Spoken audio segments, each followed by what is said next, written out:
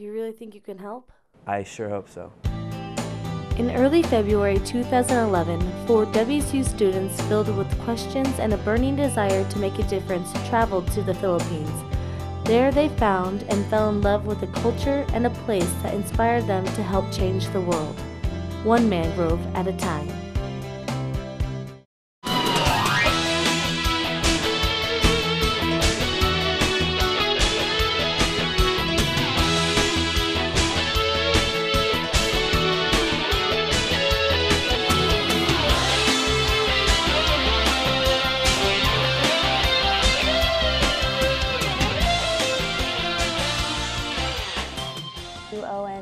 Ongle. I'm a mechanical engineering major, senior. I'm Vietnamese. I was born there. I got to go back there when I was in high school, so I kind of got to see just how the people live there and how they struggled in a developing country. So I thought it'd be really cool to go experience the Filipino culture. My name is Johannes Peterson. I'm an avid snowboarder, and really anything related to having a negative effect on the environment that you're in is something that I try to avoid, and I'd like to help alleviate if possible.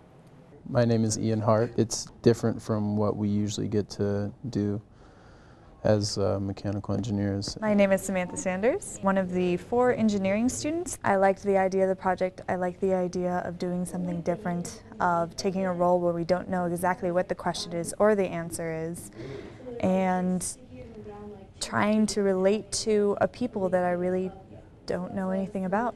After learning that they were selected to go to the Philippines, the students spent a couple of weeks before the trip researching. Like the mangroves are the link. They protect coral reef systems around the world.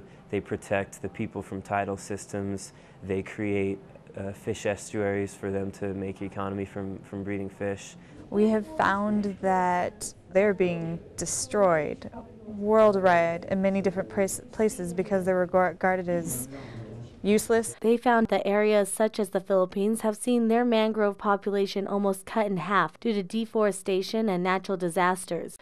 They set out to find a way to restore the mangroves, a tree that is not only unique in the ecosystem, but ever important to the Filipino culture and lifestyle. The main goal is to be able to effect an engineering solution that will help this mangrove swamp situation with all the deforestation. Come up with some solution and something physical that we could design for the people there that will help them solve the problems of whatever is causing all the destruction and deforestation. Maybe there is a way we can help rehabilitate it, because not only is it just the mangroves, but it's just the whole food chain, I guess. It affects everyone as far up as humans, as well as algae and bacteria and fish. So it's kind of just a whole life cycle that you can improve by just fixing one problem. They set off for the Philippines on an early morning, ready for a new adventure, but not fully knowing what they were getting into. I'm just excited. I'm the kind of guy, I like to wing it. I like to see what's out there. Other than hot, humid, probably jungle environment, I don't really know. It's gonna be hot. The food and the culture is gonna be different. I think it'll be a good culture shock, and I think I'll learn a lot, so it'll be a lot of fun. After a long and tiring 13-hour flight, the students landed in Manila for a quick night's rest and another 6 hours of traveling to Alaminos. Yesterday wasn't really a day, I guess. It was just traveling all day, and I feel like I haven't slept in 2 days, but so far it's been good. Today I look forward to spending another 3 hours in the car. The students already noticed the difference in the cultures. To some of them who had never been out of the country, the shacks and the children running on the streets was more than just surprising. What I didn't really expect was, the levels of poverty that we saw. A lot of slums, a lot of sort of shanties and makeshift houses. It didn't really surprise me because it reminded me a lot of how Vietnam was too. You're either really rich, you have your house, which is very well fenced, or you live in a shanty. But the problem of poverty wasn't the reason they came to the Philippines. Restoring the mangroves was their goal, but first they needed to witness a pristine environment and fully understand biodiversity and its importance. Biodiversity is The amount of species that are given in a different area just a bunch of different plants growing in the same area, and like animals and fish.